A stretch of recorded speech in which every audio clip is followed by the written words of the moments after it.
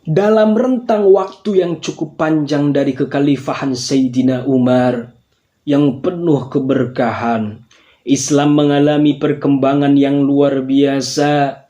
Sahabat Umar meletakkan pondasi yang kuat dan kaidah dasar yang mantap hingga Islam menjelma sebagai bukti konkret dan contoh nyata dari apa yang ingin diwujudkan.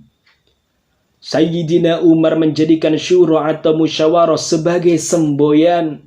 Ia ingin menjadi pemimpin bagi kelompok singa, bukan lembu. Ia berharap rakyatnya memiliki mata yang kritis, berpikiran cemerlang dan dinamis. Dia tidak ingin rakyatnya menutup mata, telinganya, dan mulut mereka terhadap apa yang terjadi di sekitarnya, lantas menerima saja apa yang disodorkan pada mereka.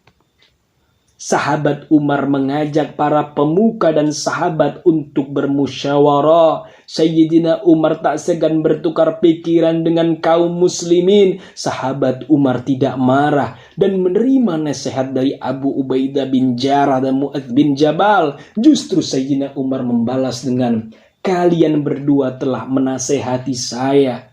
Apa yang kalian katakan adalah benar. Maka jangan pernah berhenti untuk mengirimi saya nasihat. Saya sangat membutuhkan itu dari kalian." Sayyidina Umar mencetuskan penanggalan Hijriyah bermula ketika dirinya disodori dokumen tertulis bulan Sya'ban. Lalu beliau bertanya, Sya'ban kapan? Sya'ban tahun lalu, tahun ini, atau Sya'ban yang akan datang? Lalu Sayyidina Umar mengumpulkan para sahabat untuk bermusyawarah hingga sahabat Umar menyetujui pendapat Ali bin Abi Thalib yang mengatakan penanggalan berdasarkan hijriah Nabi dari Mekah ke Madinah. Bulan Muharram merupakan permulaan tahun berdasarkan perputaran bulan. Agar tidak merombak urutan bulan yang sudah baku, keputusan itu diberlakukan pada tahun 16 Hijriah, 2,5 tahun setelah pengangkatan Umar sebagai khalifah. Sayyidina Umar menetapkan status hukum tanah di wilayah penaklukan, bahwa tanah tersebut masih tanah miliknya dan berlakunya pajak atas mereka dibayarkan ke Baitul Mal agar dapat memberi manfaat bagi semua.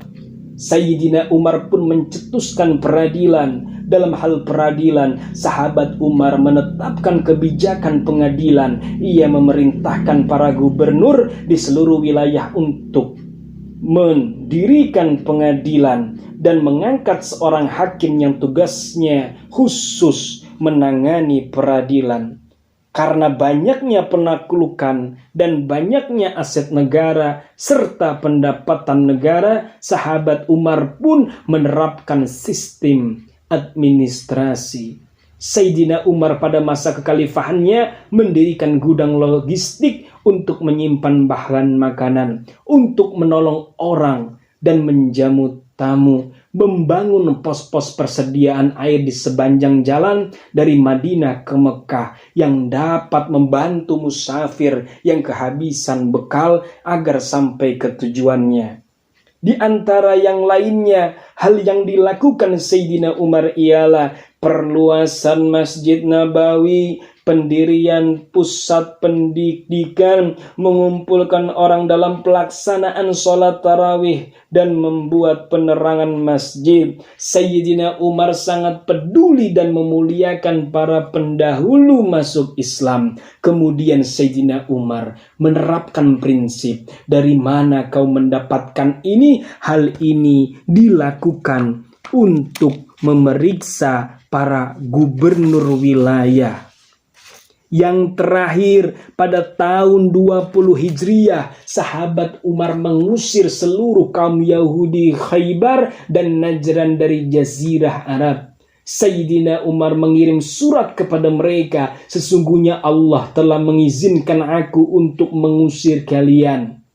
telah sampai padaku bahwa Rasulullah Shallallahu Alaihi Wasallam bersabda, tidak akan berkumpul dua agama di Jazirah Arab. Maka siapa yang pernah mendapat janji dari Rasulullah Shallallahu Alaihi Wasallam, silahkan datang kepadaku untuk aku penuhi. Siapa yang tidak memiliki ikatan perjanjian dengan beliau, hendaklah bersiap untuk meninggalkan Jazirah Arab. Sahabat Umar menjadi pelopor banyak hal. Orang yang pertama menulis penanggalan Hijriyah. Orang yang pertama mengumpulkan sholat tarawih pada satu imam. Orang yang pertama mengumpulkan orang dalam pelaksanaan sholat jenazah dengan 4 kali takbir. Dan ini masih bagian kecil yang dilakukan Sayyidina Umar. Dan masih banyak lagi kepeloporannya. Beberapa nasihat Sayyidina Umar tercatat dalam sejarah. Jangan menentang sesuatu yang tidak penting bagimu. Hindarilah musuhmu. Jagalah jarak dengan temanmu kecuali orang-orang terpercaya. Sesungguhnya orang yang terpercaya itu tidak ada bandingannya. Jangan berteman dengan orang jahat karena dia akan mengajarimu sebagian dari perbuatan jahatnya. Jangan sebarkan rahasiamu dan mintalah pendapat dalam urusanmu pada orang-orang yang memiliki rasa takut kepada Allah Subhanahu wa Ta'ala. Sayyidina Umar merupakan sosok yang rendah hati. Hal ini tergambarkan sahabat Umar memiliki semboyan yang selalu dirinya beritahukan di halayak ramai. Orang yang paling aku sukai adalah orang yang menunjukkan padaku kekuranganku. Sejauh ini, apa yang kita petik dari kisah Sayyidina Umar? Sudahkah kita berkaca kepada sahabat Rasulullah, yaitu Sayyidina Umar bin Khattab? Khalifah seperti Sayyidina Umar tidak akan dibiarkan begitu saja oleh para pimpinan kejahatan dan kezaliman. Mereka tidak pernah rela jatuh dari kekuasaannya dan diturunkan dari kemuliaannya. Mughirah bin Syu'bah memiliki seorang budak pekerja bernama Abdul Lulu'ah Fairuz yang berasal dari kalangan Majusi berkebangsaan Romawi. Mughirah meminta izin kepada Sayyidina Umar untuk membawanya masuk ke Madinah. Karena dia memiliki banyak keterampilan yang akan bermanfaat untuk orang banyak. Abu Lulu'ah Fairuz, seorang pandai besi, ahli pertukangan, dan juga ukiran. Sayyidina Umar pernah menetapkan peraturan yang melarang tawanan dewasa dibawa masuk ke kota Madinah. Namun kali ini sahabat Umar mengizinkan. Amr bin Maimun yang waktu itu salat subuh di belakang Umar meriwayatkan kisah.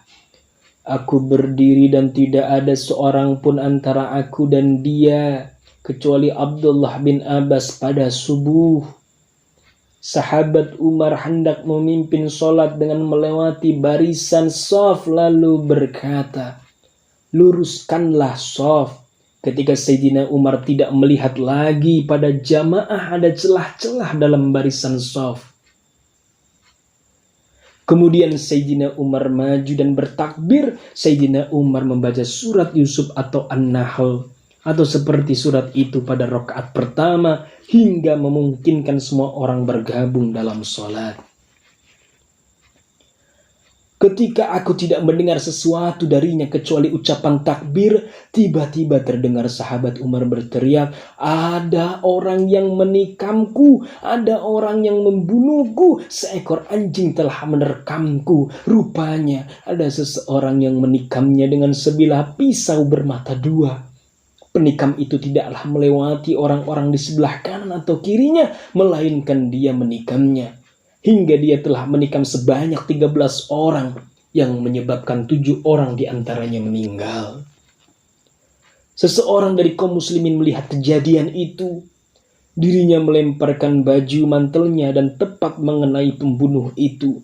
Dan ketika si pembunuh menyadari bahwa dirinya pasti tertangkap, tak lagi bisa menghindar, dirinya lalu bunuh diri. Lalu siapakah sosok keji, sosok orang, sosok pengecut itu? Abu Lulu'ah yang sudah lama memendam keinginan untuk membunuh Sayyidina Umar. Maka dirinya mempersiapkan sebilah pisau bermata dua, pegangannya di bagian tengah pisau, ditajamkannya pisau itu olehnya dan dilumuri racun. Pada waktu subuh, hari Rabu 4 hari terakhir dari bulan Zulhijjah, pengecut ini, orang kafir ini bersembunyi di salah satu sudut masjid di penghujung malam, menunggu Amirul Mukminin, sahabat Sayyidina Umar bin Khattab. Sayyidina Umar dengan berlumuran darah karena tikaman, dirinya menarik tangan Abdurrahman bin Auf, menariknya ke depan. Siapa saja yang berada berdekatan dengan Sayyidina Umar pasti melihat apa yang aku lihat. Orang-orang yang berada di sudut masjid, mereka tidak mengetahui peristiwa itu, peristiwa yang terjadi. Mereka berseru subhanallah. Sayyidina Abdurrahman bin Auf melanjutkan salat jamaah. Lalu setelah salat, wahai Ibnu Abbas, siapa yang menikamku? Sayyidina Umar berkata. Ibnu Abbas menjawab, budaknya Mughirah. Sayyidina Umar berkata, semoga Allah membunuhnya. Sungguh aku telah memerintahkan dia berbuat makruf kebaikan. Segala puji bagi Allah yang tidak menjadikan kematianku di tangan orang yang mengaku agama Islam. Sahabat Umar disuguhi makanan pun, maka makanan itu keluar dari perutnya. Diberi susu, maka susu itu keluar dari lukanya. Di saat-saat terakhirnya, Sayyidina Umar menginginkan dikuburkan bersama dua orang kekasihnya, Rasulullah SAW dan sahabat Abu Bakar. Sayyidah Aisyah menangis, sebenarnya aku menginginkan hal itu untuk diriku, namun hari ini aku tidak akan lebih mementingkan diriku. Sayyidah Aisyah mengizinkan Umar bin Khattab dimakamkan di samping kedua orang yang sangat dicintainya. Akhirnya, apa yang dikabarkan, apa yang disabdakan Rasulullah Muhammad menjadi nyata. Tenanglah wahai Uhud, di atasmu hanyalah seorang nabi, seorang siddiq dan dua orang syahid. Sejak peristiwa Rasulullah bersama para sahabatnya dan ada Sayyidina Umar di situ. Sahabat Umar rindu terwujudnya kabar gembira dan selalu berharap memperoleh kedudukan yang mulia itu.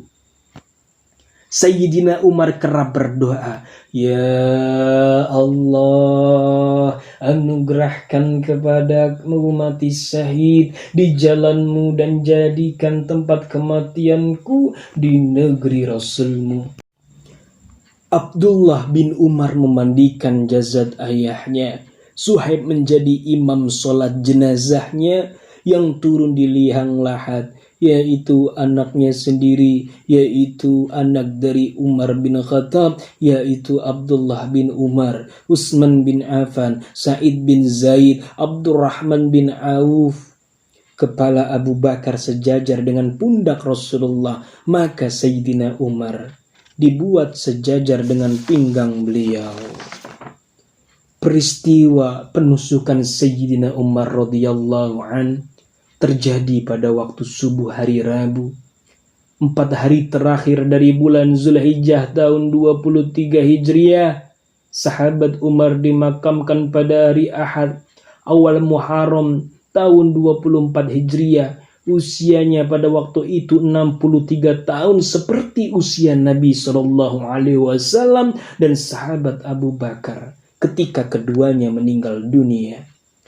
Inilah dia tokoh besar yang tidak sempat kita temui untuk menyaksikan karakternya, keagungannya, dan kemuliaannya. Alhamdulillah kita dapat menyaksikan cuplikan dari kehidupannya. Semoga Allah melimpahkan rahmat dan ridhonya kepada Abu Hafs, Amirul Mukminin, dan memasukkan kita ke dalam golongannya.